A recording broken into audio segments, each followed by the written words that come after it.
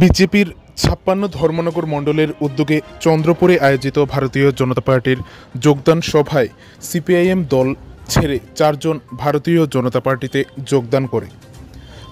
গতকাল রাতে অর্থাৎ ৭ই এপ্রিল রবিবার রাত আনুমানিক ৯টা নাগাদ উত্তর ত্রিপুরা জেলার জেলা সদর ধর্মনগর শহরের চন্দ্রপুর এলাকায় ভারতীয় জনতা পার্টির ৫৬ ধর্মনগর মণ্ডলের উদ্যোগে এক যোগদান সভা অনুষ্ঠিত হয়, যেখানে এই যোগদান সভায় ৪ জন সিপিআইএম দল ছেড়ে ভারতীয় জনতা পার্টিতে যোগদান করে। তারা হলেন সিপিআইএমের যুব সংগঠক নীতিশ কর পুরকাস্ত, স্বপন দাস, প্রশান্ত চৌধুরী ও প্রণতি চৌধুরী। নবাগতদের ভারতীয় জনতা পার্টির দলীয় পতাকা দিয়ে তাদের ভারতীয় জনতা পার্টিতে বরণ করে নেন ধর্মনগরের বিধায়ক তথা রাজ্য বিধানসভার অধ্যক্ষ বিশ্ববন্ধু সেন।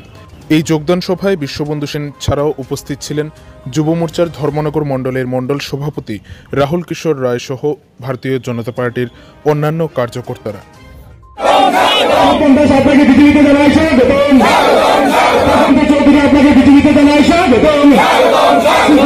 বিজেপিতে আপনাদেরকে জয়